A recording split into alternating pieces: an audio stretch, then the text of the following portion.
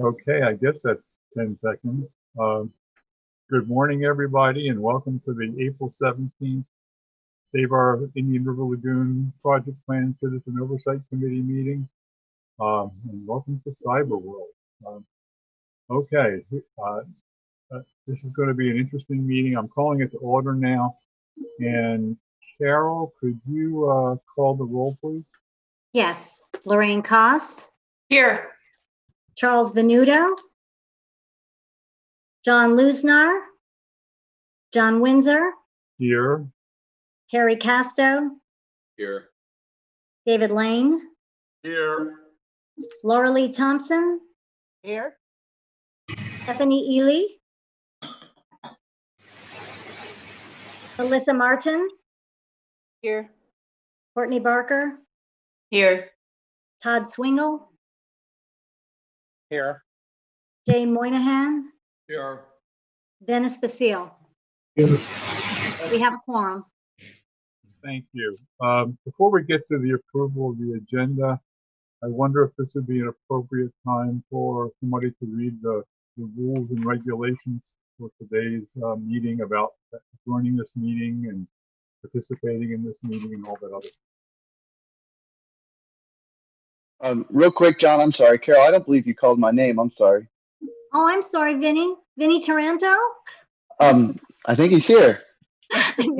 Sorry about that. And Carol, I heard you call Stephanie Ely, but I didn't hear Stephanie respond. So maybe, I don't know, is that my mic problem or? I did not hear her respond either. I did see her earlier, so I assume she was there. She's there, and I can see her lips moving, but we can't hear her. Oh, there we go. All right, now we have everyone, I think. So I have everybody except Charlie, John, and Dennis. Yes. Dennis was here. No, Dennis was here. I'm here. Okay. So it's just John and Charlie that we don't have in the room. Yes. Dr. Windsor, are you ready for the public comments? I am, Anthony. Are you going to read those? Yes. Thank you. So attendees, for your information, as we adjust to online meetings, I want to share the following logistical information. All attendees are muted and must be unmuted in order to be heard. Attendees will remain muted until specific moments on the agenda when public comment is accepted. Members of the public who wish to give public comment will be unmuted to speak, one at a time, before each business item is voted on by the members of the Citizen Oversight Committee, and again at the end of the meeting during a general public comment period. To indicate that you want to speak on a specific agenda item, use the Zoom raise hand tool when the meeting gets to that agenda item.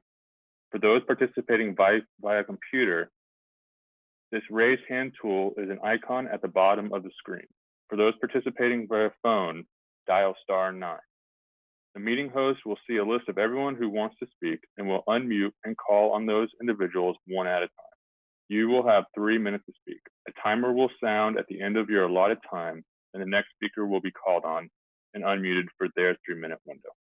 The process of raising hands and accepting public comment will be repeated before each business item is voted on, and again at the end of the meeting during the general public comment period. Instructions for hand raising will be repeated when it's time to hear public comment. Committee members will also be using the raise hand feature and will be called on to speak one at a time by the chair. The chair will check to see if committee members have clarifying questions for a speaker before calling up the next speaker. General comments from the committee or discussion of issues raised by speakers will be held to the end of the meeting to be addressed under final comments from the chair and committee. Thank you, Anthony, and thank you, Anthony and Virginia, both for helping out getting those comments together. I really appreciate it. Let's move on to the approval of the agenda. I have a motion to approve. I motion to approve it. And second? This is Lorraine. Lorraine. Yes. Okay. Yeah. And all those in favor, I guess say aye. And Aye. Aye. Aye. All right. Motion is approved. Let's move on to agenda item 4, the approval of the minutes. Motion to approve. I move to approve Stephanie Ely. I'll second Jay Monahan. Thank you. And how about if I call it, are there any objections? No, seeing no objections, motion is approved. I'm going to move over to the number 5, the monthly progress and fiscal reports, and turn this over to Virginia. Okay. I was gonna share my screen. Is everybody okay with that, or is that going to create problems? Let's go ahead and share the screen, and if it creates a problem, people will start yelling. Okay? Yeah, Logan will undo it. Thank you. Let me scroll down to this page. Can you see the progress report? Not yet. No. Okay. How about now? Nope. No. Nope. How about now? There Yeah. we Here it is. I see heads nodding. Okay. So we've identified options for allocating the remaining $6 million of anticipated trust fund revenue per the instructions from the county commission. And we'll look forward to that discussion later on the agenda. Sykes Creek and septic to sewer, the bid is advertised. However, the bid due date has been extended because we have open to the public bid openings, which has been challenging to figure out how to do. So all of the county's bid openings have been extended for the moment. Miko sewer service extension. We just got the last permit in for that one. And so we're working on the final preparation of bid documents. Basin 10 County Line Road wood chip bioreactor was completed last week. They passed the final walkthrough earlier this week, and that contractor has moved on to their next project, which is Basin 2134, the Fleming Grant Bioabsorption Activated Media Project at the other end of the county. So we jumped from County Line Road up at the Volusia County line down to Fleming Grant Road down south of Miko. Derelict vessels, we removed another 5 derelict vessels. So the contractor is continuing at a rate of about 1 a week. The Marina Isles Oyster Bar population has been stable over the last quarter. Mid-year budget adjustments were approved by the county commission on April 7th, which gave us a week or so to prepare budget change requests for all of the new projects that were included in the adopted 2020 plan update. And then immediately following that, and kind of at the same time of that, Crystal and staff have been frantic preparing our proposed budget for next year, which is due today. The Palm Bay North Regional Water Reclamation Facility upgrade, their pre-construction meeting and notice to proceed was scheduled to occur yesterday. I was not able to confirm whether that happened, but hopefully there was a notice to proceed issued for that project to break ground. Beaches leaking sewer laterals. We have been notified of 21 repairs completed now, and 7 of the reimbursement packages have been fully processed. Staff is still working on the plumber RFP. We're in the 2nd iteration of that document.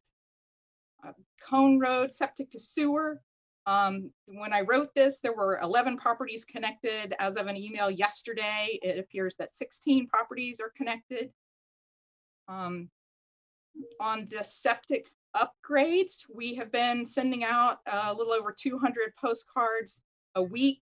I believe next week we're doubling that to 400 based on the response rates we've been getting, which is about 10%. And Matt has been able to keep up with the folks interested in that program. We've already received one reimbursement request. And when we wrote this, it was 18 applications sent. I know Matt has sent out a bunch more applications this week to people responding with interest. Recruitment, and we're using those responses to also recruit folks for our in-ground nitrogen reducing bioreactor pilot project. We've contracted, we adopted a memorandum of agreement with the Department of Health. We negotiated a monitoring plan approved by the Department of Health. We have contracted with the vendor for test this pilot in-ground system, and that vendor has contracted with a construction company for installing those. So we're now at the point of recruiting the first 6 people from those who are interested in having their septic upgraded and respond to our postcards. Basin 115, Carter Road, bioabsorption activated media. That construction started about a week and a half ago, and they expect to be completed in about 2 weeks. The Fleming Grant project we already talked about. Leaping down to Rockledge A, the preliminary fieldwork scope, this says is under final review, but that's been authorized. The Coconut Point Oyster Bar, staff jumped in because UCF research has been grounded, so they were not going to be able to complete the baseline monitoring at the time of construction. So natural resources staff, not just Lagoon staff, but a good cross-section of natural resources staff raced out there and worked with Jenny to measure and count live oysters and get those bags stuffed so that we have a baseline for monitoring the progress of that project over time. Aquafiber, we signed a contract with them to do a remediation demo with funding from a TDC grant. We received notification from the TDC about a week and a half ago to put a hold on all of our TDC grant projects for 30 days. Also, the vendor had notified us that the trailer that they used for demo is very, very close quarters, and there's no way to respect the social distancing measures in place and do that demo. So that's on hold until the grant is allowed to proceed and social distancing measures are such that it can proceed safely. For video production, several of you should have been contacted by our new video production company, 142, about filming your My Lagoon story. They assure us that they can do this with boomed mics from a safe distance. However, if you're not comfortable doing that, that's fine. We can wait. We also have them busy working on several other videos since we have so many projects underway right now.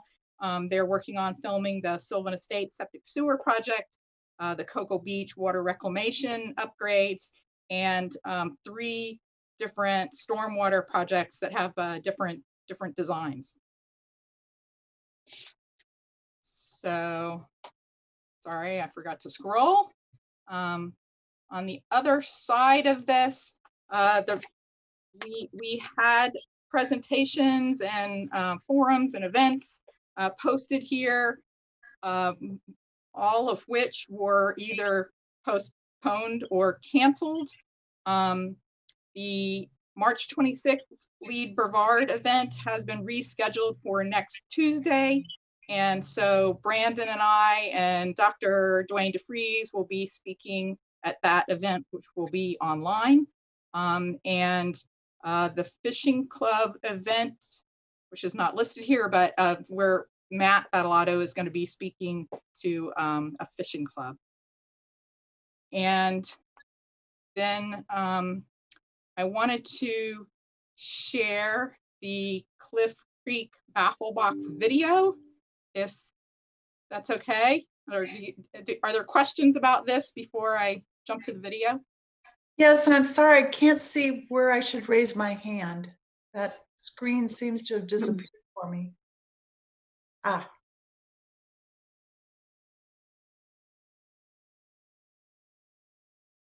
Okay. Lorraine, I think you can go ahead and ask it. I think you're on mute. Okay, yeah. So I'm no longer muted. You can hear me. Yes. So a couple of questions. The ordinance that you referred to enforce mandatory repair, is that through the county or is that Satellite Beach? It would be a county ordinance. We've discussed it being county-wide unless cities particularly wanted to opt out or have a different enforcement language. There was discussion last week about the best timing to bring that forward to the county commission. The way that county commission meetings are operating now and the focus of the county commission, this did not seem like the right time to talk about that enforcement. So we've sort of, temporarily delayed that conversation until what seems like a more appropriate window of opportunity. And while I've got you, 2 other quick questions. The postcards, could I get a copy of that postcard? I'm just curious what we're sending to people. And I have a copy of the postcard as the front slide of a PowerPoint if we get to that point on the agenda and if the screen sharing works. Okay, good. The recruitment for the in-ground nitrogen reducing bioreactor, what neighborhood is that in? Where is that located? It is countywide. Because I know some prime prime properties for that probably can't be served by sewer on the lagoon. So maybe I should get with you afterwards. There are 1,625 priority sites approved in the plan for this for upgrades. And so that's why we're mailing these postcards, several hundred at a time, to identify which of those 1,625 are interested in a grant to upgrade their system. And then if they have sufficient depth to groundwater and they have the average of 3 to 4 people in their house and other appropriate measures and willingness to participate in the pilot, then Matt is having conversations with those people to recruit from those highest priority sites. Okay. So Matt's the one to talk to about where those sites are and. Yes. Okay, thanks. Okay, I've got 2 participants who have raised hands, and I can't see them now because the screen is going to whoever's speaking, and it's going full screen, and I still see Lorraine on the screen. Well, maybe Lorraine, I can't control. I've lost a lot of control here on the screen top by going to this full screen view. So I can see. Is one of them. You need to be in gallery mode. So, I am in gallery mode. Yeah. John, what happens is I think the host or somebody can spotlight a video, and that kicks us all out of gallery view and puts us to the speaker view because it spotlights that person. Every time that ends, you've got to click back up on the top to go back to gallery view. Okay. Up in the top right. Thank you, Vinny. Thank you. Okay, so who had hands up? Vinny, do you need to have? I did. I just had a question. I'm sorry. Okay, that's okay. Go ahead. Virginia, I know the pilot program, we had talked about the state and what they were requiring for material as far as the wood chips. And I know we had some test sites that we were testing different types of BAM.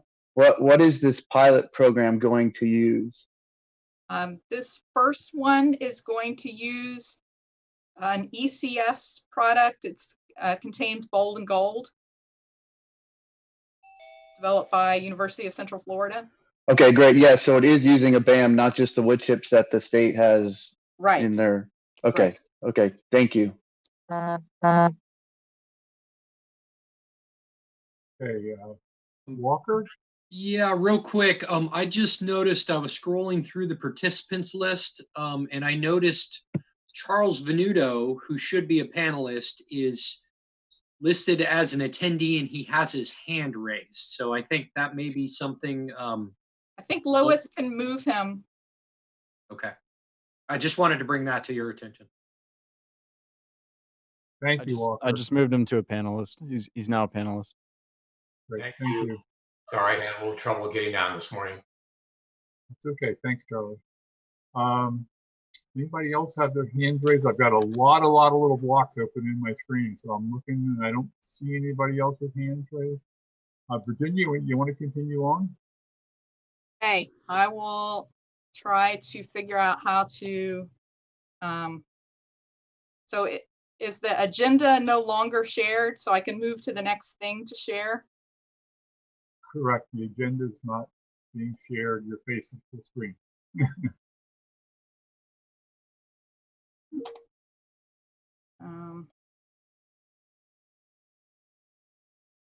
Okay, something just happened to my view of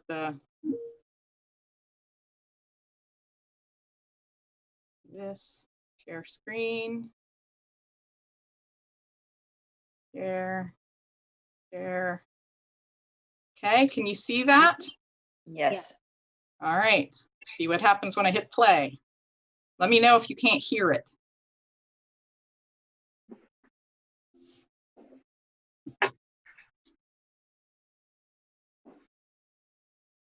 I'm not getting any volume.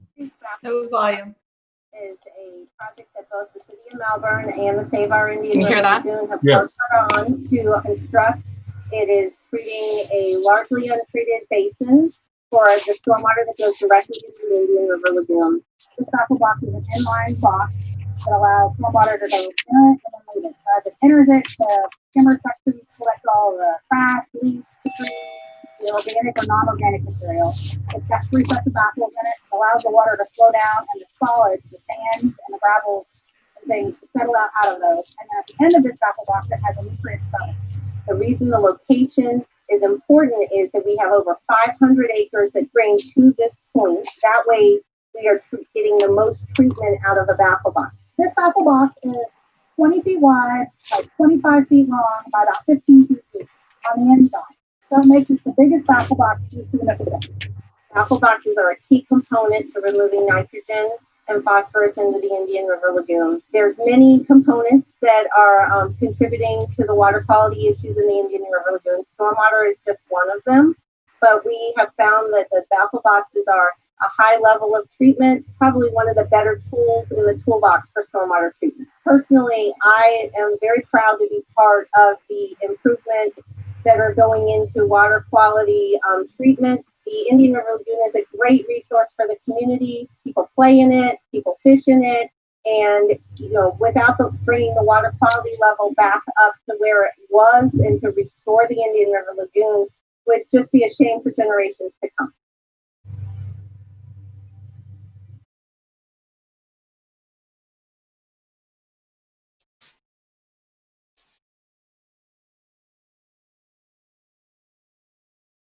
Okay, Logan, can you unshare that? That was very nice. Thank you. Any other comments or questions there? I love that video. I went by that project several times. That crew was pretty impressive. Those big chunks of concrete, that baffle box comes in pieces. Each piece is about 40,000 pounds.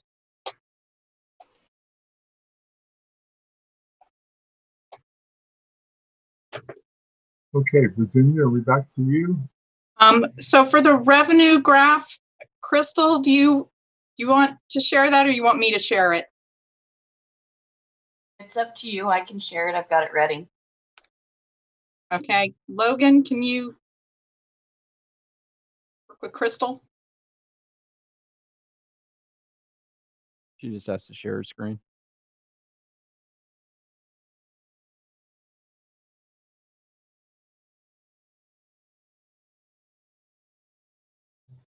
Crystal, it's on your end. I can't share your screen for you.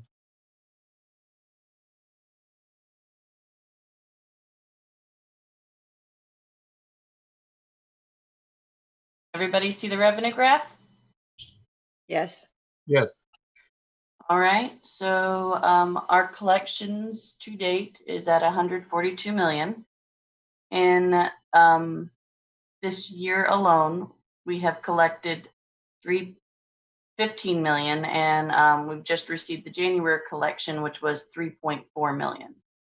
Last meeting, you had asked what the expenditures were to date, and we were at 11.9 million from conception.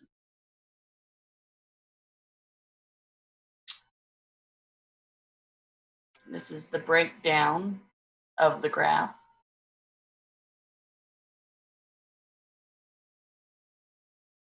Was there any questions pertaining to our revenue and expenditures? Jay? Crystal, it appears that this only covers through January. Is that correct? I mean, actuals is, I mean, as far as actuals go. Oh, this, if you look at the graph, each year, and it builds on top of it. So well, I'm looking at the current year, of course. Sorry. Crystal, if I may, it's because there's a 3-month lag between when the dollars are collected in the store and when the stores send it to the state and when the state sends it back down to the county. Right. No, I mean, yeah, I understand the reason for the lag, Virginia. I just wanted to be sure that I was reading it correctly, because clearly since January, we've had significant impacts to our state's economy. So I'm wondering if any effort has been made so far, either at the state level or at our level, to revisit these projections and adjust them. it will be in the budget next year, and we're following the budget office's projections of a 20% decrease. So although the projection here has not been updated, it will be June or July before we have any actual data comparison. Okay. I think I see Stephanie's hand up. That was basically the same question that I had as well. Okay. Was, do we have any idea at this point what the impact is going to be to our budget? But apparently we don't. No. Yes. So yeah, just adding to that, I think what Jay's bringing up is the elephant in the room is that it's obviously going to be a lot less, and probably better to discuss when we discuss the agenda items about what the commissioners were asking about the $6 million. That obviously is going to be a pretty big impact on that. Yeah, and I'm going to assume that as soon as Virginia finds out what any budgetary impact projections might be, that she would share that with us. It's not that, you know, I don't think we even need to ask for that. They're going to come forward with that as soon as they have. Did I see anybody else with their hand up? Let me see, Courtney. Can you hear me? Yes. So is there, just to give you an example, in our city, we are already doing those projections just to make sure that we are correcting the revenue shortfalls by the end of the year.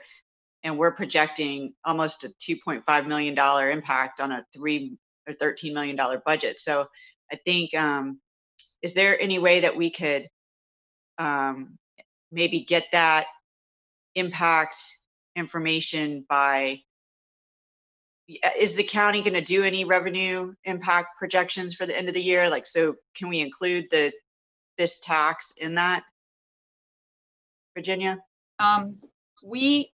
Yes, in order to put together our budget for next year that is due today, we are projecting a decrease revenue this year of $10 million in the half-cent sales tax, and then another $10 million decrease next year. But really, those numbers are just because, you know, we will have an impact. We have to acknowledge that we will have an impact, but we really don't have any data on what that impact will be. We made it half of the way through the year before this happened. We were in really good shape, you know, right on target with our collections before this event. And we have no idea how quickly or completely the economy will rebound through the rest of this fiscal year and into next fiscal year. The budget director and I are going to attend a webinar later today that the economist for the Florida Chamber is presenting. And, you know, we're watching for what the governor's economists come out with, but they, Amy Baker has said she is not planning to provide any estimates until, you know, late May, early June at the earliest. Okay. Okay. Okay, thank you. Todd, you have your hand up? Yeah, my comments were along the same lines and just encouraging us to, whether we actually have projections or not, to largely do some of our own to understand the implications. But I guess the other piece of that is understanding how that translates to cash flow. My assumption is that we had enough already built in reserves, since our projects are largely on a lag, that there's not any impacted projects that are either underway or immediately being launched. But I would just encourage us to look at the spend side of things to, with the uncertainty that we have, to make sure that there's no impacts right now to projects that are either underway or imminently being started. So just translating that potential revenue side impact into if there's any actions that need to be taken on the spend side. Correct. So there are no, we certainly have sufficient cash to cover everything that is underway this fiscal year. I believe we have sufficient cash to cover everything that is in our budget we're working on for next year. We will obviously slow down projects, delay the start of projects next year if our cash flow is less than what we are estimating. Right. Okay, any other questions for Virginia on the budget stuff or Crystal on the budget stuff? I don't see any. Is that it for you, Virginia? Yes. Okay, so let's get back to the agenda. And we're at other reports and special presentations. I don't think we have any today, and we don't have any old business. So we move to new business. And the new business, first item is the allocation recommendation for oyster gardening. And Virginia, are you going to handle that? I can introduce that while Jenny gets her PowerPoint up and shared. So at the most recent county commission meeting, we had our contract with the zoo, an annual renewal for the oyster gardening program. With the ongoing event and uncertainty in all county revenue streams, the county commission asked the committee to consider absorbing this program cost within the Save Our Lagoon half-cent trust fund. And so I think with that introduction, Jenny, are you ready to go? I think so. Can everyone see the presentation? Yes. And just the big slide, right? Yeah. Okay, fantastic. I can't. But I mean, I've seen it before. So if I'm the only one who can't, that's okay. Perfect. Well, glad to see everyone virtually today. The oyster gardening program has been going on since 2014 with Brevard County and the Brevard Zoo. Their Restore Our Shores team works with the public to grow oysters. Since the inception, as of our first quarter 2020 report, they have trained they trained 1,443 oyster gardeners and buddies. They reach the public through this wonderful outreach. They work with school groups, corporate groups, Rotary clubs, garden clubs, HOAs, doing education, they build the habitats, and then the trained gardeners are given oyster spat on shell, which can be seen in the third image. Those little, there's maybe 7 or 8 tiny baby oysters. I'm not sure if you can see my mouse, but I'm trying to highlight as I go. And then after about 6 to 9 months of the gardeners maintaining these, early on they also took some initial citizen science type data. The oysters grow from about 5 millimeters and are returned in these beautiful clumps at about 40 millimeters or greater in size. The funding helps to support the supplies and habitat, and about nearly 500,000 oysters have been deployed back into the lagoon long-term since the beginning of this program. So these oysters are, see if I can get to the next slide. There we go. Did it switch? Yes. Yes. Perfect. Okay. These oysters then are part of supporting our oyster bar projects that Sorrel's already funding throughout the county. An example of one of our deployments is in the upper right corner image. The top layer of the bags deployed, the live oysters are put out at about 25 oysters per bag. The table here shows how they've done over various amounts of time based on the age of the reef. For the majority of them, we maintain that 25 live oysters per bag, if not a significant increase. And data from this either from the gardeners and from these deployments that we're doing help to constantly reinform where we're doing our oyster projects and focusing that effort based on feedback such as how the salinity overall is doing and how that affects these numbers and densities of oysters. One of our big metrics for success is seeing multiple ages of oysters on the reefs, on these oyster bars. That is based on how oysters develop. They start as males and over time grow, and many will turn to females. So seeing multiple size classes means we have the potential for breeding populations. It also shows recruitments of natural recruits to our area. And the top graph shows that at deployment, because they're these gardened oysters, they mostly go out at about 40 to 60 millimeters in size. Then after about 6 months, we see a lot of evidence of recruitment. You'll see a bump in all of those graphs in the smaller size class toward the left, around 20 millimeters. And also showing growth with the rest of the chart sort of moving to the right and showing higher peaks in the 60 to 80 grouping size class. And then again, at a year, similar trends. We don't have as many lines there because not as many of our deployments are that old. But this shows that these oysters are doing well with the gardeners, and then they're continuing to do fairly well out on our oyster bar projects, helping to seed the whole lagoon with oysters that draw down nutrients once they're in the whether they're gardened or on bars, and then once they are out on the bars, also serve that shoreline protection and erosion protection.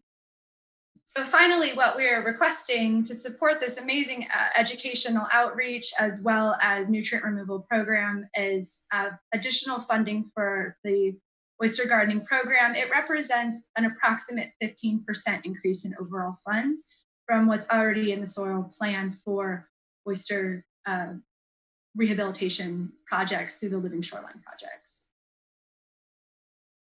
Any questions? Okay, I see Stephanie's got her hand raised. Yes, I had a question.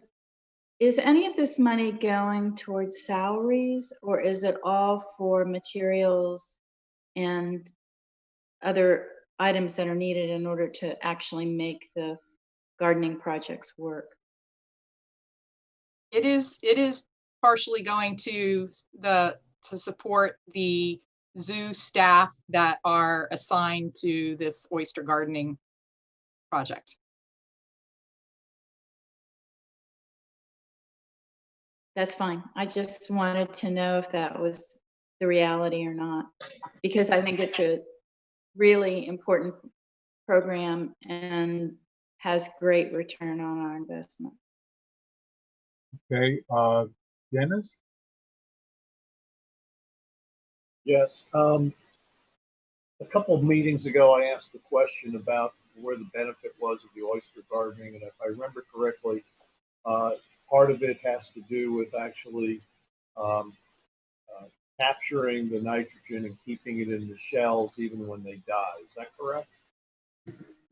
Yes. That's correct. The oysters, while they are out in the lagoon and growing, they eat the phytoplankton, which otherwise would die and land on the bottom, which can cause that release of nutrient back into the water, because the plankton grows on the phytoplankton grows on the nutrients that are in the water column. So when the oysters capture it, they sequester, they bind it into their shells and tissues. They also help to keep those that massive death of phytoplankton from changing the oxygen levels. So they serve a direct nutrient benefit, whether they're in the garden or out on an oyster bar. Does that answer your question? I think there was a second part there.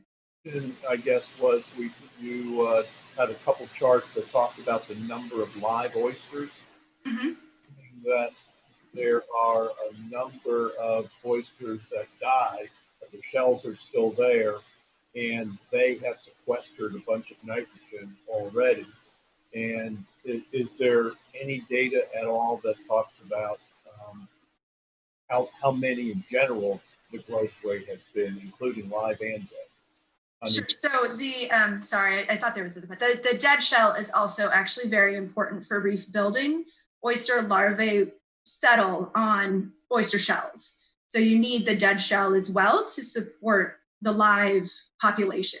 So both are important, and yes, you're right. There may be some release from tissue after it dies, but there's also added benefit of denitrification in the sediments by an oyster bar adjacent to. So you get this additional bump even with the shells armoring the sediment there. Plus it helps to keep the sediment from resuspending and continues to act as a wave break to benefit reduction in shoreline erosion. Yeah, so the shell as well serves multiple purpose. Not questioning that. I'm asking the question of, do we have any data on how, even including the dead, that we started out as live, you were counting how many were alive on each bar. I'm assuming that some of them are growing, they're dying for whatever reason. The shell's still there, but we have other recruitment, and therefore, in general, we are growing the bar in general. But it sounds like the data that you just showed us, I think, was just talking about number of live ones. Is that correct? Yes. Oh, so you're also asking about mortality, and yes, the UCF when they do our oyster bar monitoring, also does look for what they call a boxed oyster, which is a recently deceased oyster that still has its hinge intact. And they are tracking survival of greater than 40 millimeter gardened oyster and death of oysters. I just don't have that presented here. Okay. Thank you. Okay, Vinny? Yes, thanks, Dr. Windsor. I had a question about this program. So it started in October 2013, and I think it was a grant, or I heard somebody at the county commission mention it was a grant or started as a grant. Virginia or Jenny, do you know? Jenny wasn't here, so I'll answer. It started as the county commission approved funding it, but we were able to get a grant shortly thereafter. And so we ended up using the grant funds instead to kick the project off. And then as when the grant had expired, the program was continued with the use of stormwater revenues. Okay, and so the grant maybe was a year or two. Do you know how many years, and then how many years the county has been paying for it? It was approved in October of 2013. It started in January of 2014. The grant was for the first year, the first 150,000. And so Stormwater has been paying for it since 2016. So 2016, 17, 18, 19, they've paid for 4 years, and we're trying to start the 5th year. Okay, thank you for the information. Todd? Yeah, just on the discussion that about the value, I do want to emphasize that there's technical value, but I see this program as one of the most one of the best programs that we have in terms of connecting with residents as well. And you know, there's in everything we do, there's both the specific technical value that's being offered, but there's also that that piece of connecting with our residents and making sure that we're continuing to build that coalition of support for the work that we're doing. I think this is a great program from that standpoint. Thank you, Todd. Charlie? Yeah, and I agree with what Todd said. There's a qualitative component to this, and you know, kind of hard to measure, but I do agree it gets a lot of people involved. I did have a question for Jenny on the charts, and I'm sorry if I missed it, but it seems like most of the charts were kind of specific to the area that was, you know, being studied. Is there an overall look at the population, you know, since the program started to where it's at today, and the number of oysters or, you know, oyster populations that have increased because of this? So the zoo gave me an estimate of about 463,000 oysters that they think came directly out of their gardening and are out there in the lagoon. If that helps to answer that. There is also some natural population. It's fairly limited to the Sebastian River, Turkey Creek area. This year, we've actually seen quite a bit, and even heard from residents as we've been out doing projects that they're seeing oysters popping up in places they haven't seen them in quite a while. So anecdotally, at least, it's very encouraging.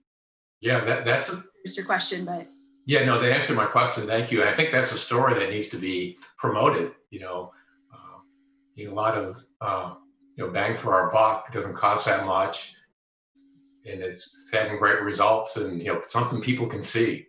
Yeah. Great job. One other question I had is that what will be the duration for that $150,000? Is that it would be an annual increase to support the program each year. For how many years? We would hope at least through the Sorrel plan. Virginia, do you want to jump in there?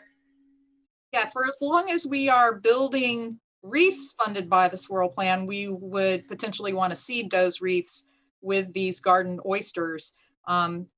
Although we are seeing great recruitment in the Central Lagoon and the Southern Banana Lagoon, we are not seeing recruitment in the Northern Indian River and further north up the Banana River. And so we anticipate that we will need to continue seeding reefs to the north to rebuild that natural population, you know, over the course of the life of the Save Our Lagoon plan. One more thing, if we just from papers I've been reading, when you start with live with some adult oyster, there has been some evidence in scientific literature that that can cause an increase in the recruits that come to the area as well. So seeding has a multifaceted sort of benefit. Okay, Melissa's up next, and then Terry after her. Melissa? Hi, I think most of my questions have been answered along the way, but the reports required are the same for this project as any other project, and monitoring requirements and things like that, right, Virginia? So for the plan in general, we typically monitor a subset of any given project type. For these oyster projects, we have so far been monitoring every single one using UCF as a third party. Like I said at the beginning of the meeting, for the very large project that the zoo is completing construction right now, but because UCF couldn't get out there during the COVID incident to collect that baseline monitoring data, staff has collected that data. But for the most part, we are trying to use UCF to monitor all of the reefs. Now, once we get to dozens and dozens of reefs, that will no longer be cost feasible. And we will again have to select a subset that are representative of what we need to know in terms of performance. Okay, thank you. Okay, Terry? Yeah, I just reinforce all the comments about the goodness of this program, especially the citizens' involvement. You talk to the the citizens who are or participate as oyster gardeners, and they're all just really excited about it and really committed to it. So all that is good stuff. Why is it, Virginia, that stormwater funds? Why can't stormwater continue to pay this relatively modest amount of money to support this program? The commission said that they were concerned about all revenue streams. The stormwater fee is collected on the property tax bill, and they're concerned that collections, the percent collections will go down. And so they're just looking at belt tightening across the board in all programs. And we're hoping that since it is the Save Our Lagoon reefs that benefit heavily from this program, that this is an expense that could be shifted. You okay, Terry? Okay. I've got Courtney and then Jay. I just wanted to say, as a manager, I would think that the lagoon tax would be a way more appropriate funding source for this than a stormwater fund. I mean, I can see I think the county commission did a great job in trying to make that, the stormwater fund even available for this program. So I would definitely support this shifting over to the lagoon tax. I think it's more of an appropriate funding source. And I think I agree with all the other comments that this program has so much more benefit than what we can, address in nutrient load. It's definitely got the educational and public support that I think is necessary for this, lagoon tax to succeed. So I'm in support, and I'll be voting for it. Jay? Well, first of all, as an oyster gardener, I'm very gung-ho on this program for all the reasons mentioned. And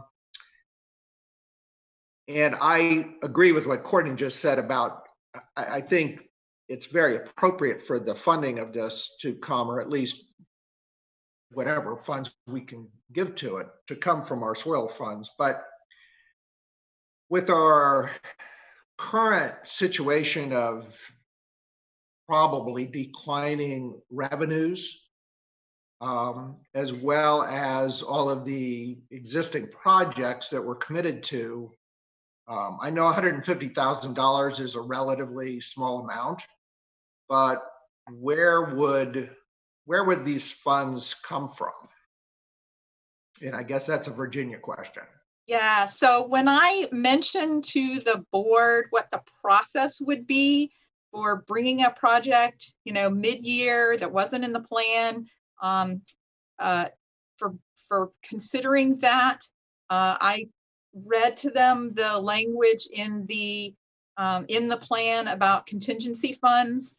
The board responded that they did not want this to come from the contingency funds. They felt that those contingency dollars were very important to the other projects. They wanted this to come from the $6 million that's unallocated. So we haven't got to the 6 million yet, but when we do, I think we're all going to be in agreement that the likelihood is that's not there.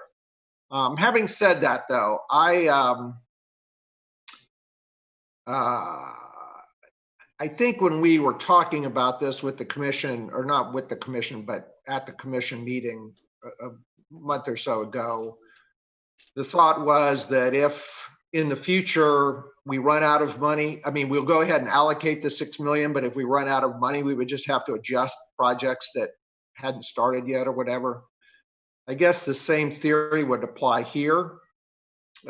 If we allocate this 150,000 now and in the future we don't have it, it's just going to have to come from other projects.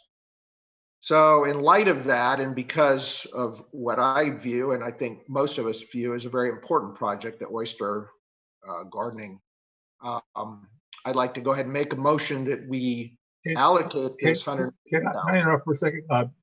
Let's hold off on the motion until we get public comment.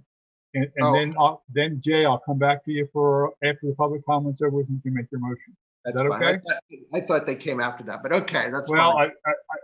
I'm not sure. I think you're supposed to get the public comment before we make motions. Okay, no problem. But I could stand to be corrected if somebody wants. I'm not a Roberts expert. Anybody have any comment there? Any other comments for Virginia or Terry before we go to the? Did I see somebody? Dennis Basil. It's Dennis. Typically in Roberts, it's you make the motion, you have the discussion, and I'm assuming public comment would be coming during that discussion period, and then the committee would vote. That's correct. Okay, so let's have a motion, Jay. Well, you make the motion, you have to have a second before you do discussion. Okay. Well, that's all right, but I have to make the motion first. Anyway, I'd like to make a motion that we approve this $150,000 as an additional allocation from our anticipated revenues that would be attributable to supporting the oyster gardening program. I will. Is there a second? Second. Stephanie Ely. Stephanie seconded. Okay, discussion.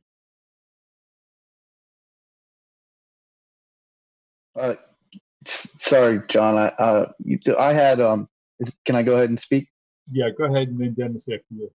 Okay. I agree with everybody on how important this program is. My concern is twofold. One thing is I'm concerned that if there are additional projects that stormwater or the county funds, that it's easy to say, oh, well, let's have Sorrel pay for it. And my only concern with that, I don't have a problem with us, especially a program like this that piggybacks on top of something we're doing. My concern is when Sorrel ends in 8 years or whatever from now, what happens to those programs? We're still going to need money to stay into the lagoon.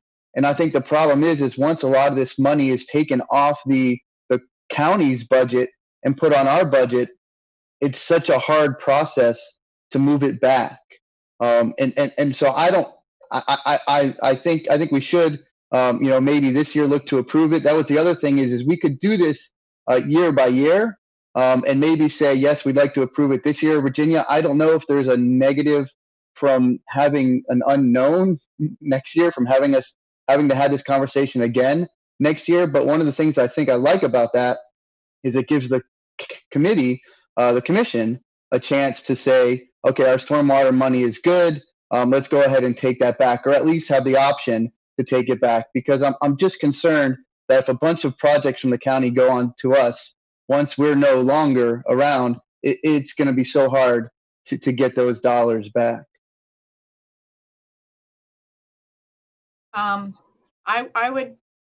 We can do this year to year through the annual plan updates. I'm trying to think through the sequence of events and the timing of the contracts versus the timing of the lagoon plan. So it may be that right now it would be better to approve it for up to the first 2 years, with subsequent renewals being considered during the annual plan update process.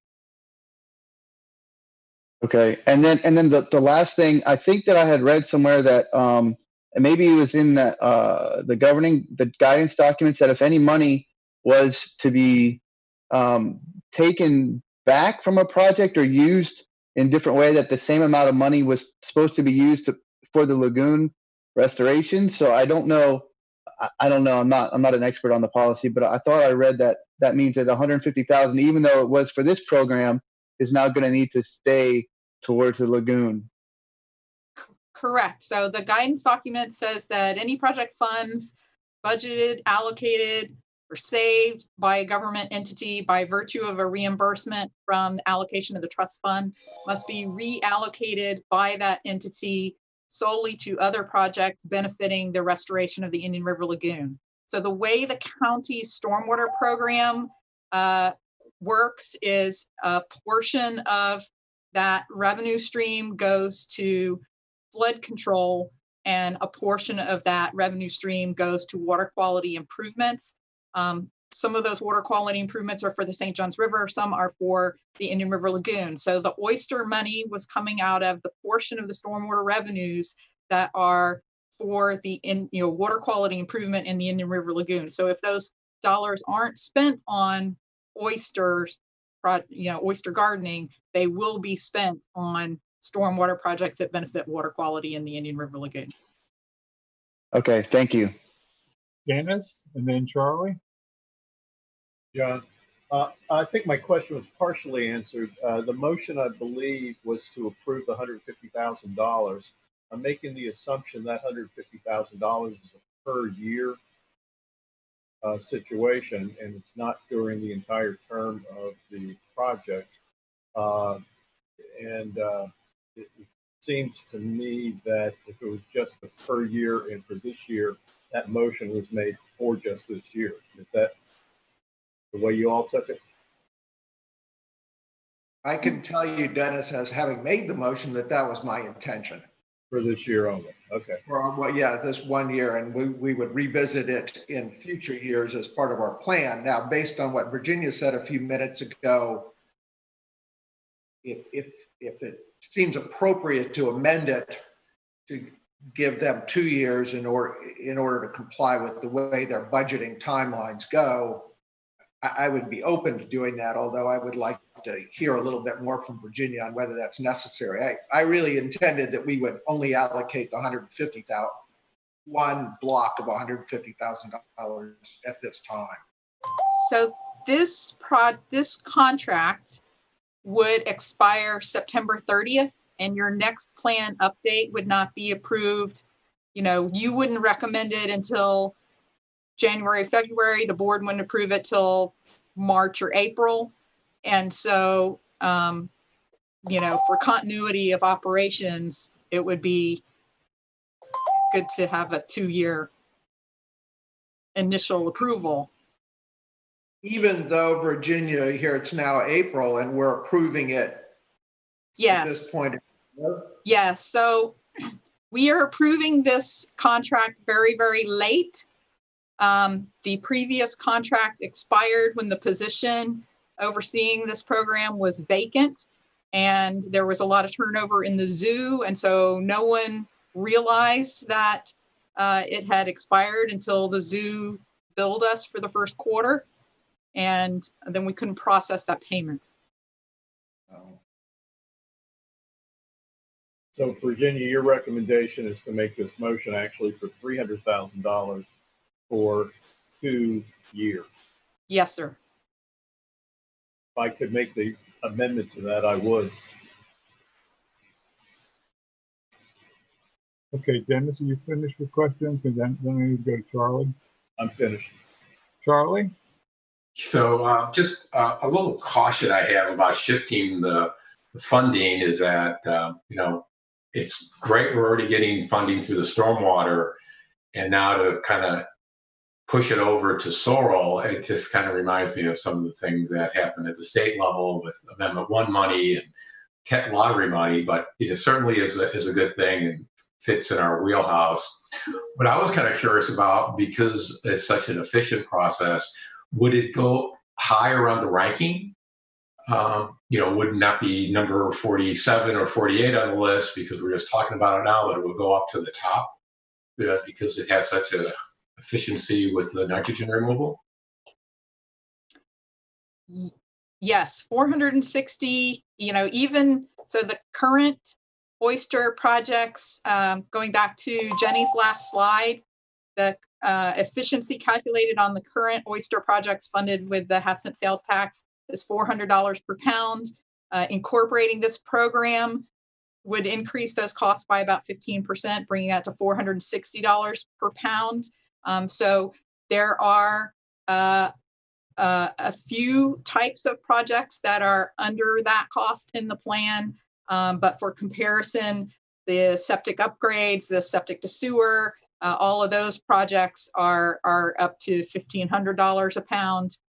The muck projects are around $1,000 a pound. So So this is still very cost effective in comparison to the bulk of projects in the plan.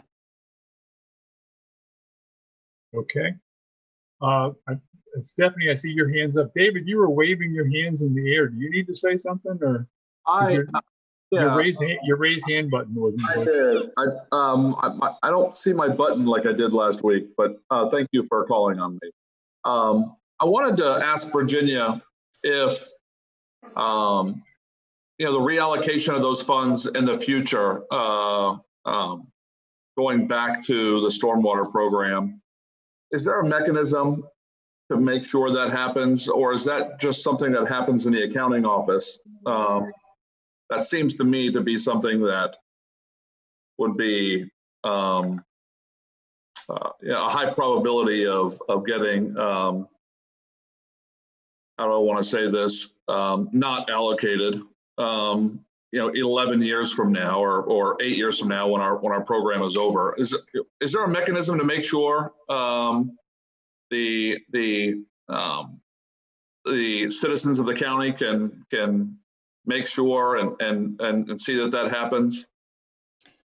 The current contract negotiated with the zoo includes 2 more annual renewals. So this year and next year. And then we would have to negotiate a whole new contract and bring that to the county commission and have this discussion again about funding source. So we could certainly, pose that question again in 2 years and try to shift it back to stormwater.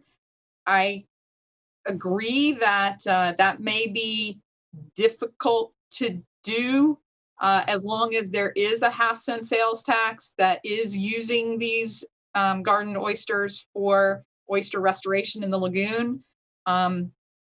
Once this 10-year program is done, if it's not extended, then we don't have a revenue source at the moment for continuing to build oyster reefs. And so we wouldn't necessarily need garden oysters for seeding new reefs. And the other thing is that our intent was that we would restore enough or provide enough oyster habitat distributed throughout the county that hopefully there would be enough reproductive stock in the lagoon that we'd have sort of, started that flywheel turning again. And maybe we don't need to do this perpetually. I think it's just way too early to say how long we need to continue gardening and continue building oyster reefs. Although I would agree with all of the speakers who talked about the value of this program in terms of citizen participation and learning and commitment to the lagoon. There are definite outreach benefits, well beyond nitrogen and phosphorus removal by oysters.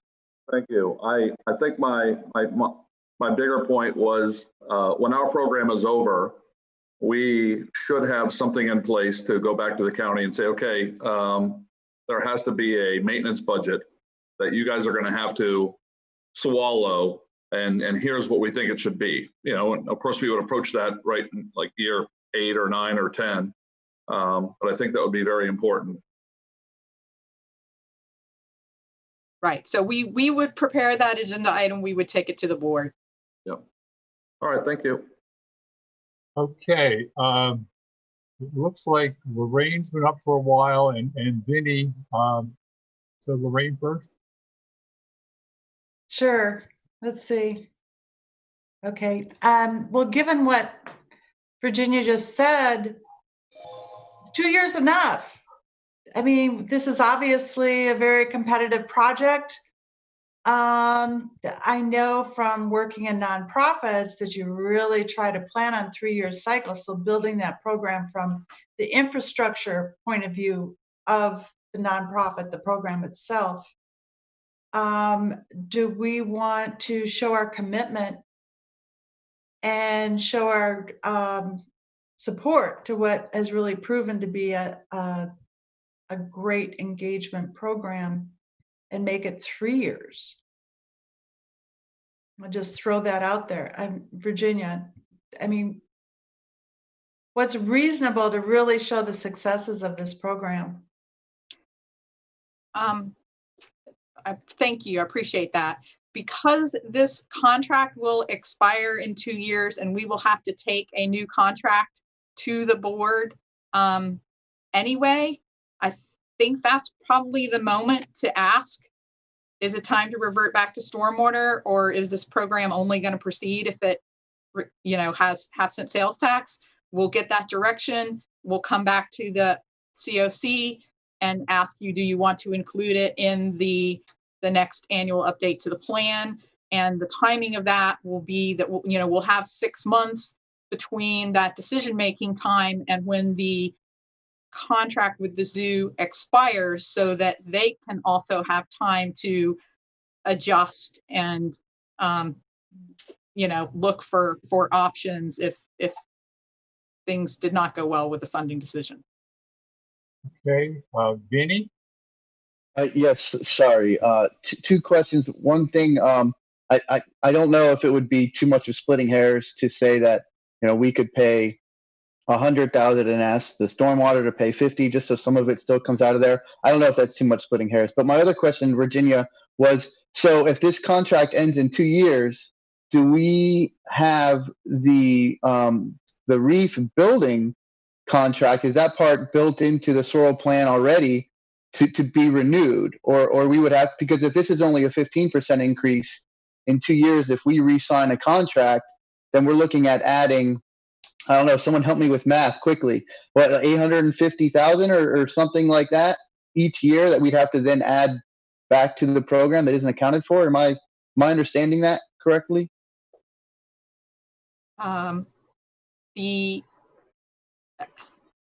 Is your question, if we didn't have live oysters to put on the reefs, would we stop building reefs and save those dollars? Is that the question? But the question is so this contract ends in 2 years. Was it assumed in the plan that a new contract would be drawn up and those monies are already taken, set aside for a new contract?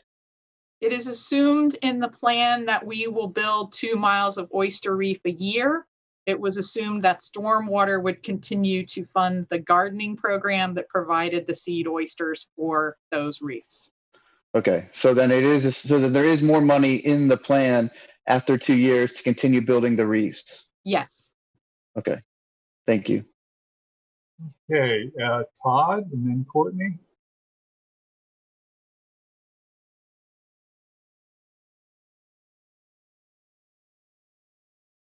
Yeah, I just wanted to, and maybe Courtney was going to say this, but I want to just echo her earlier comments that this really feels like the Lagoon funding is even a better spot for this. I think stormwater's got plenty of challenges with managing traditional stormwater contributions of nitrogen into the lagoon. So I personally support this and think it's a good fit. I do agree that we've got to be cautious about transfer of funding out of traditional funding sources over to the Lagoon Fund, but this isn't one. This is one that feels like this is probably the right place for it. There's others that I think we've got to be very cautious of if they start occurring. Okay, Courtney. I was just going to echo that. I think if I'm not mistaken, Virginia, the program was started prior to the plan being created, and it was funded out of stormwater, largely probably because you guys didn't have another funding source for that. So I think, if the lagoon tax ended, I can guarantee that there are no cities paying for, lagoon or oyster restoration in their stormwater funds. So I don't know. I think the most appropriate action is to switch it to the lagoon tax fund. It fits better. And I agree with Todd. We definitely need to make sure that we're not shifting things that are inappropriately funded over to the lagoon tax, but this one is. So I think if we moved it over, it would leave a lot more room over into the county stormwater fund to do what they're supposed to be doing, which is stormwater. So I'm definitely going to be supporting this. Okay, it looks like all the hands are down. We're going to go to public comment in a minute, but could I get a restatement of what the proposal is here? Is it for 1 year or for 2 years? Well, Jay? that would be me having made the motion. As I noted earlier, my original thought we were only going, or I only proposed that we fund $150,000 for this current year. But in light of what Virginia said, that our current contract has but 2 more years to run, and in combination with the budgeting process, I would amend my motion to say that we will approve $300,000, $150 for this year, $150 for next year, to support the oyster gardening project, and then revisit this whole subject of where the funding is going to come from or how much we're willing to put into it when we address contract renewal in 2 years. Okay, and Stephanie, did you want to revisit your second? Yes, I have had my hand up for quite a while. I don't know what happened, why it didn't go through, but yes, I agree wholeheartedly that the fact that we got that 2-year time commitment on the contract with the Zoom makes sense to go ahead and fund this for 2 years and then revisit. Yes. Okay, so now I'm going to ask Anthony to reread the rules for public participation, and then I'll call on public people one at a time. You want to take it away, Anthony? All right. It is now time for public comment on agenda item 8B, allocation recommendation for oyster gardening at $150,000 per year. All attendees are muted and must be unmuted in order to be heard. Members of the public who wish to give public comment must indicate their desire to speak by using the Zoom raise hand tool, which is at the bottom of your screen or on the participants panel for those participating via computer. For those participating via phone, dial *9. The meeting host will see a list of everyone who wants to speak and will unmute speakers one at a time. Your name will be called when it is your turn to speak. You will have 3 minutes. A timer will sound at the end of your allotted time. If no committee members have clarifying questions for you to answer, the next speaker will be called and unmuted for the 3-minute window. Thank you, Anthony. And right now I've got 27 attendees, 1 with their hand up. And that's Craig Wallace. And I got 2 with their hands up, 3 with their hands up. Okay, so Craig, when I hit the allow to talk button, I need you to talk and to maybe start off with what's your name and your residence. Yes, this is Craig Wallace. Can you all hear me? Yes, sir. Okay, I'm Tortoise Island, Satellite Beach. I enjoyed the discussion on this tremendously. I think you guys have really covered the bases well. I want to kind of give you the personal side. I know a lot of you are oyster gardeners yourselves, but I wanted to relate to you my specific experience here and just to kind of reinforce the outreach portion of this, which I think is extremely important. First of all, as I said, I'm from Tortoise Island. We're about a 2.5-mile long island in the Satellite Beach area. It's totally surrounded by the lagoon. So we have lots of opportunities. Every resident basically has waterfront. So I'm fortunate enough to live here. And so what happened when I moved in 4 years ago in 2016, next month after I moved in, I was confronted with a lot of floating fish in my backyard, which I had not anticipated. And I immediately went into panic and wondered what the heck's going on with the lagoon that I kind of just spent a lot of money to move on to. So I started investigating, Virginia's presentations as she went around the county was a big part of my involvement in this program. As you know, I've probably attended most of the COC meetings. So I am a big advocate of the lagoon and participated as much as I can. But I just want to give you my personal experience of kind of what I went through in getting here. When one of the first programs I started, I wanted to get understanding what's going on in the lagoon. I'm an electrical engineer. I really had no knowledge of the bioscience of what's going on in the lagoon and why the fish really died. So with Virginia's speeches, I found, what the reason for that was. And then I started to understand, well, it's this algae in the lagoon that we got to get rid of. So how do you do that? So one of the first programs I got involved in was the zoo oyster gardening program. And Lagoon, they do such a wonderful job of explaining, what's going on and how to participate in this. But when I heard that oysters can filter 50 gallons a day of water, filtered sediment out, I thought that was tremendous. So I bought into that. But so I did that for a year, and I got a lot of interest from neighbors and people around the community here. So what I did was I sent out a message, said, if anybody wants to participate in this, join in. And within a day, I had like 20 people sign up. Within 3 days, I had about 50 people sign up, and we had a training session here. And the point I wanted to make is that it spreads very quickly. A lot of people get interested in it. I think the zoo now has 60, 70 people already signed up for this season. Supporting this program to me is a no-brainer. It's the outreach thing. And Greg, you're at 3 minutes. Okay, and I'll leave it at that. Thank you for your support. Bye now. Thanks for calling, Craig. Next up on the list is Danny Stroud, and I assume that's this Danny Stroud from Melbourne, Florida. Yes, it's Danny Straub from the city of Melbourne. I wanted to, first of all, can you hear me? Yes, ma'am. Okay. So I wanted to thank you guys for funding projects for this type of nature. We have actually a project that we haven't written our contract yet for, but it's for our Riverview Park project.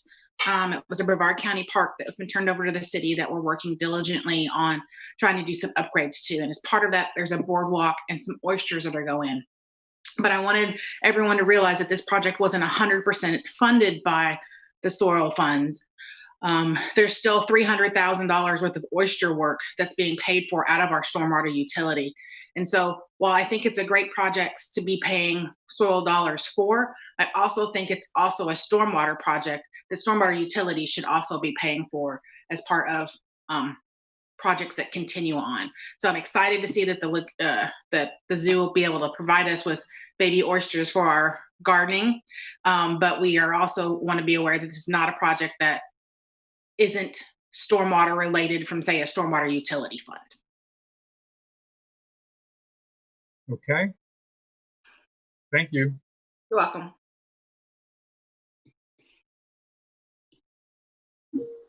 Okay, now the next one, I lost Cindy P for a second, but I think she's back, or he's back. Cindy? Yes, I'm here. Can you hear me? Yes, ma'am. Okay, I just wanted to say that what you're doing is wonderful. I've been a participant with this oyster gardening project since the beginning, January of 2014. I think Virginia brought her presentation to the Barrier Island Center. And in any event, it's been a tremendous learning opportunity for our community. I agree with everything Greg had to say. And we've made new friends. We live in a community with a 200-foot pier, and we've gotten people from as young as 8 years old involved to 85 years old involved, and just learning and appreciating how much we get from our lagoon because of the oysters helping to clean it. And thank you for everything you're doing. Continue the great work. Thank you.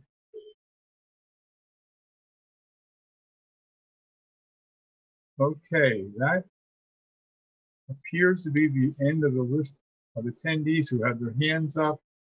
And let's see, one of the panelists has their hand up now. At least one of the panelists, Courtney. Okay, let me get back to the full screen here. Courtney, you want to go ahead and take it away?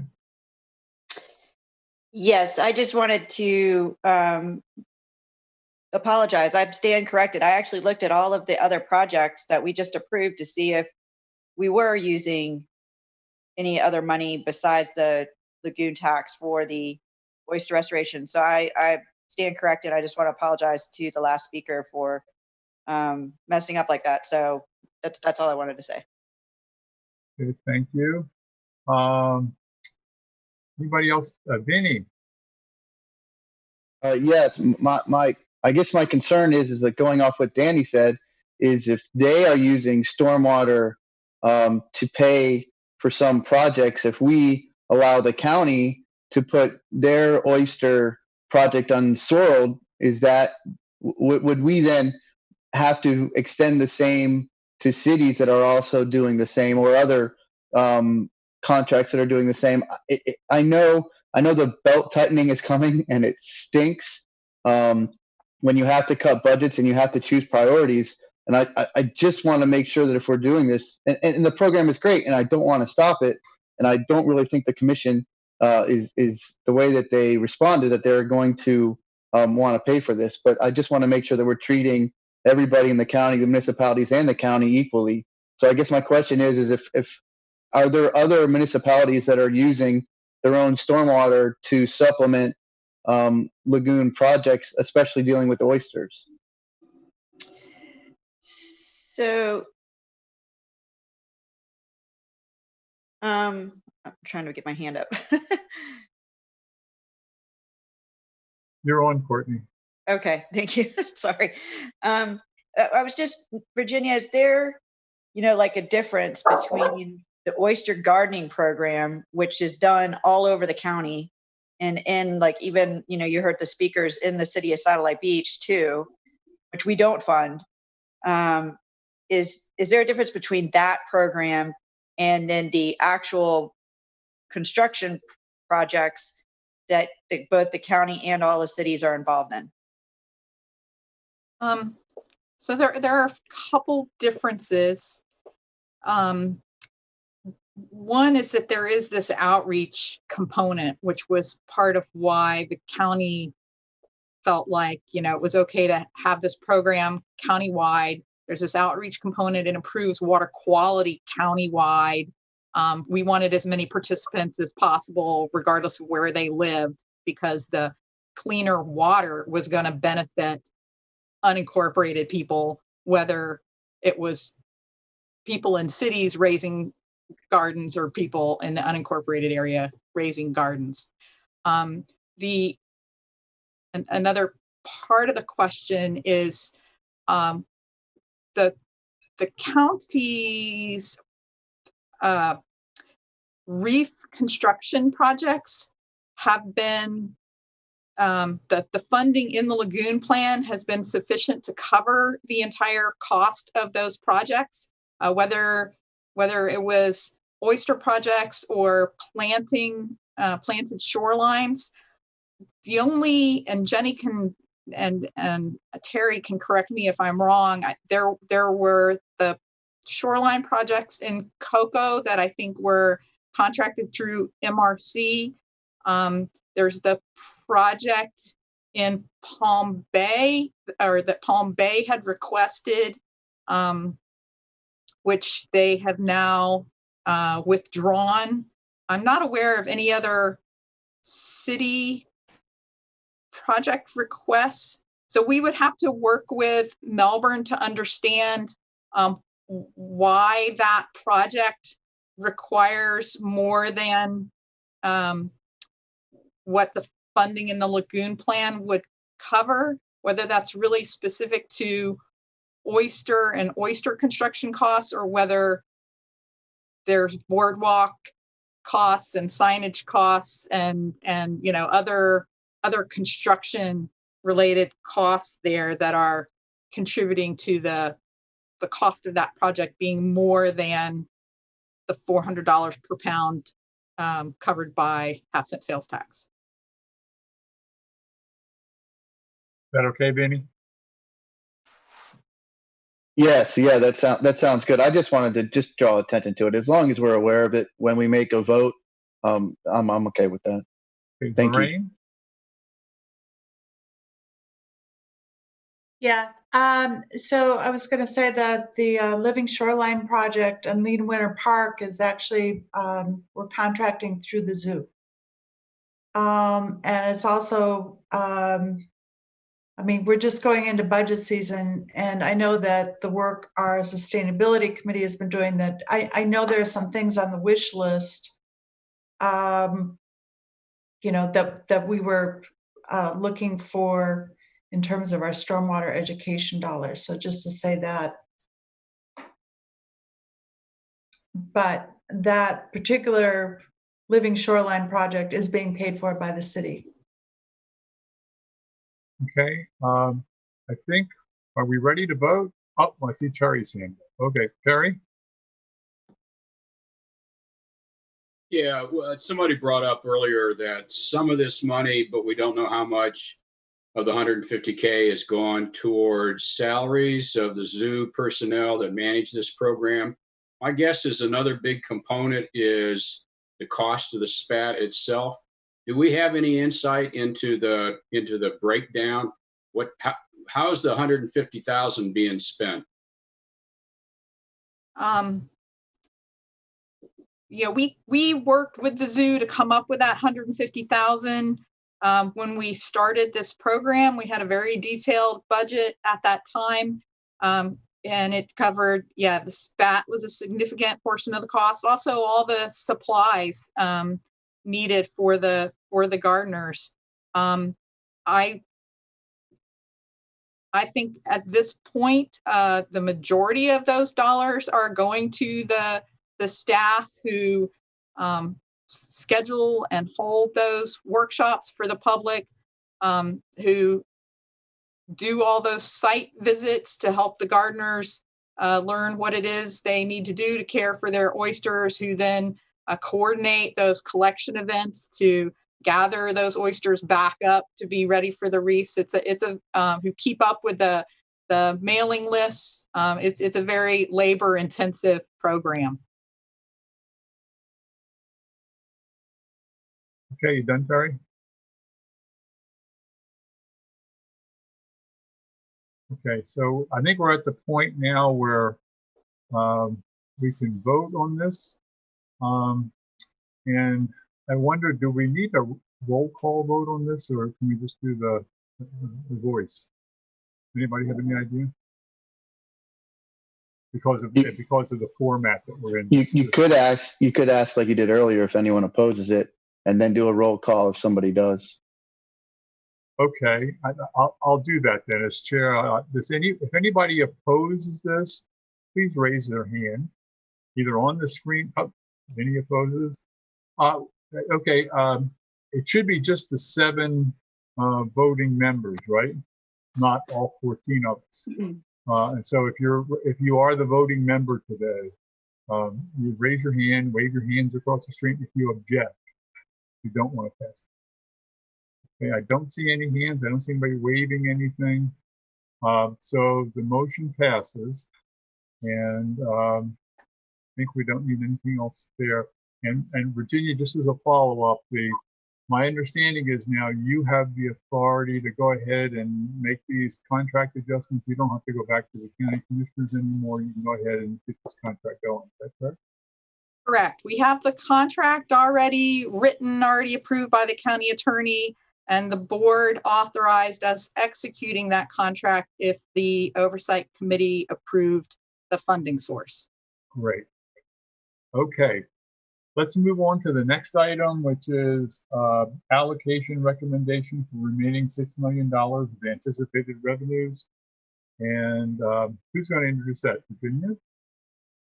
Yes. So I'm not sure exactly how you want to handle this item. I put together a PowerPoint when I thought we were going to be meeting on this in March. Sort of just as the COVID was getting started. So I have that, and we could walk through it. I also included the sort of summary of where we are with this 10-year program, which I had intended to present to the county commission when they approved the plan, but they made their motions without staff input or staff introduction of the item. So if you want that sort of status report, there are half a dozen or so slides on that. Let me hold off for a second here. I see, Stephanie, you've got your hand up. Is that from before, or is there something you want to say about this? Or No, that's for now. okay. And to me, we all recognize the fact that we're going to be in a shortfall much more than the 6 million for this year. So while I really appreciate all the work that you've gone through, and I'm very sorry that you had to do that, it just seems prudent that we need to go back and say, I'm sorry, but we're in a greater shortfall than this. The reality is we don't have that $6 million that we thought we did. And so to go through a whole process of deciding how that money is going to be spent doesn't seem prudent at this point to me. Okay. And I see some other hands up. Courtney? I would agree. I wouldn't want to waste time. I think what we could, the message that I would recommend we send back to the county commission is, we don't want to, question your wisdom, but we do want to recognize that things have changed since your last meeting. And we just don't think we're going to have this money available to allocate. So we would prefer to wait, until later in the year to see where things are before we take this up again. Okay, Terry? Yeah, that's my point. I think Charlie Venuto started this early on. So, I mean, this is just sort of an exercise in futility to try to go through and plan for negative dollars.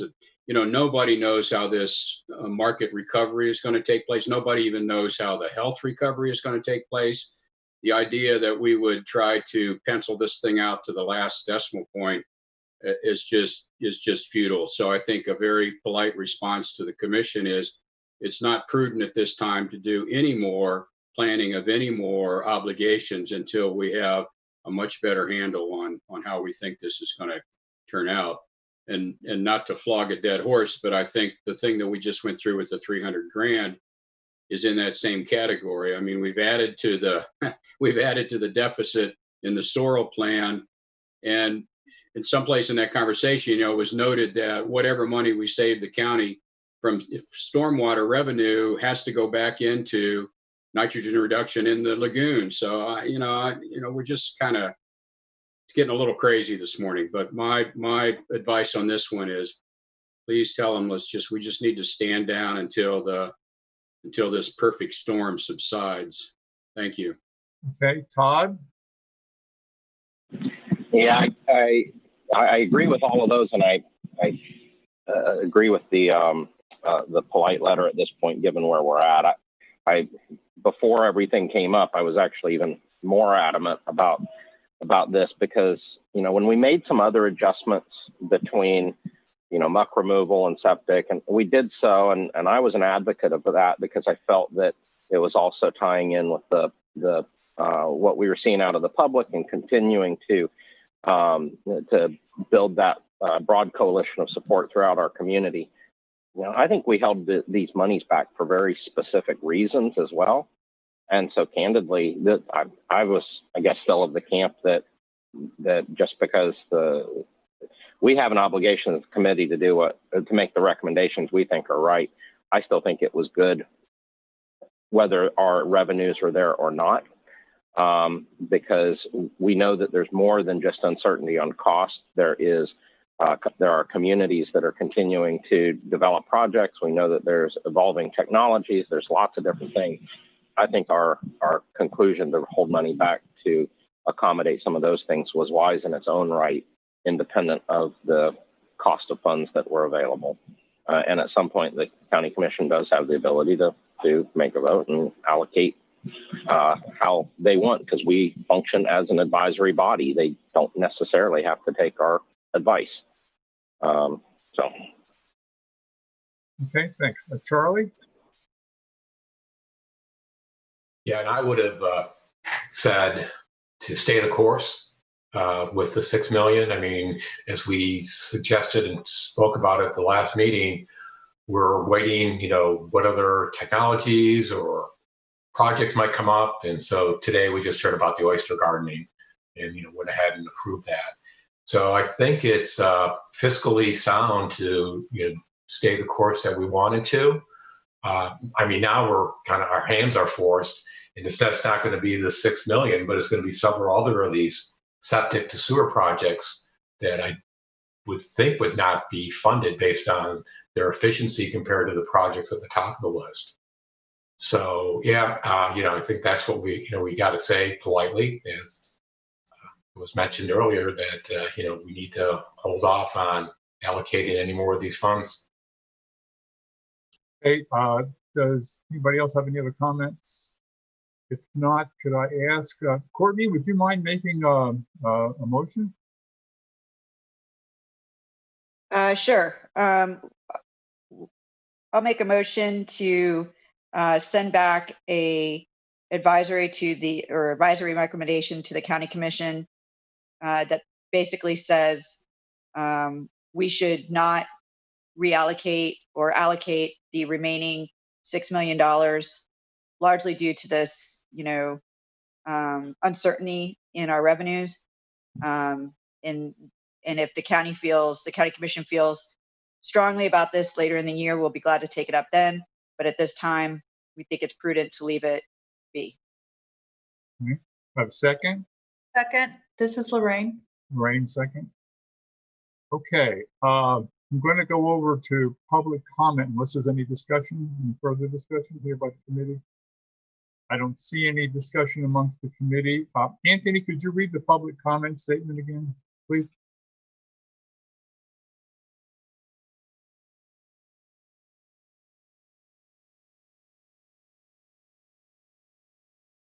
Anthony, I don't hear you. Can you hear me now? Yes, sir. All right. It is now time for public comment on agenda item 8B, allocation recommendation for reallocating 6 million of anticipated revenues. All attendees are muted and must be unmuted in order to be heard. Members of the public who wish to give public comment must indicate their desire to speak by using the Zoom raise hand tool. Those participating via computer, please click on the hand-shaped icon located at the bottom of the screen or in the participants window. For those participating via phone, dial *9. The meeting host will see a list of everyone who wants to speak and will unmute speakers one at a time. Your name will be called when it is your turn to speak. You will have 3 minutes. The timer will sound at the end of your allotted time. If no committee members have clarifying questions for you to answer, the next speaker will be called and unmuted for their 3-minute window. Thank you, Anthony. Right now, I've got a list of 22 attendees and there are no hands up. I forgot to ask earlier, I guess there's nobody who actually showed up at the commission chambers to offer public comment. I don't know whether they did or not, but they would be the station that is there would be in the list of attendees. So they would be putting their hand up if there was anyone there to speak. Okay, so I'm going to close off public comment then and move back to the committee for any other discussion. I don't see any other discussion. How about if we do the same procedure again? If you are opposed to the motion on the floor, if you're against the motion on the floor, raise your hand. I see no hands raised, so the motion on the floor passes unanimously, and we're set to move forward. I guess the last item on the agenda, general public comments, and then we'll have any comments from the chair and committee members after that. We just read the public comment procedure. I'm looking at the list of attendees and nobody has their hand raised. Do we need to read the public comment procedure again, or are we okay? I think we're okay. Okay. So I'm going to close off the public comment, the general public comment, and move back to committee members. Does anybody have any final comments? I don't see any. I want to thank everybody for participating. John, I'm sorry, I had my hand raised. I guess I just wanted to, and I know you should have known I was going to say something, John. I'm sorry about that. I was surprised. Just real quick, first thing, it's really good to see everybody. First off, and I know this is different, and it takes a little bit getting used to, but I really like the fact people can call in. And actually, Keith Winston and Jody Palmer were in the attendees. I was going to see if they wanted to speak up for the zoo thing, but they got away. So they got away without having to say anything. Oh, look, John's got his mask going on too, which is good. I will say one. Just for you, Vinny. Thank you. I will say one thing. I did look over. Virginia emailed me. Thank you, Virginia. She emailed me the contract that we have been having our municipalities and other people sign. Just because I wanted to see, in anticipation of us having to cut back or look at how we're going to reallocate funds. And I would just recommend, if anybody is interested, to take a look at the contract, because I just want to, if we do end up reallocating funds, I'd like to try to base it on science, which is something that we've always based our decisions on, which I think is something that really protects our decisions. So that was all I wanted to say, and good seeing everybody. Stay safe.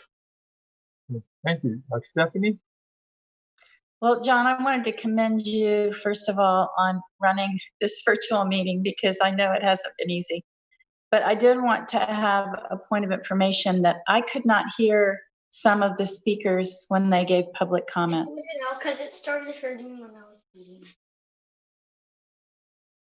Okay, I'm not. Did anybody else have trouble hearing the public speakers? No, I think that's a local problem. Okay, well, hopefully if we have to do this again, I got a feeling that I'm not planning on coming to a May meeting in person, so I'm probably going to either phone in or do this if it's at the government center. We'll try to make sure that gets sorted out. Okay, Terry, get your hand up. Yeah, I just, I know it's awkward and we're sort of finding our way through this. I echo Stephanie's compliments on the way you've run the meeting.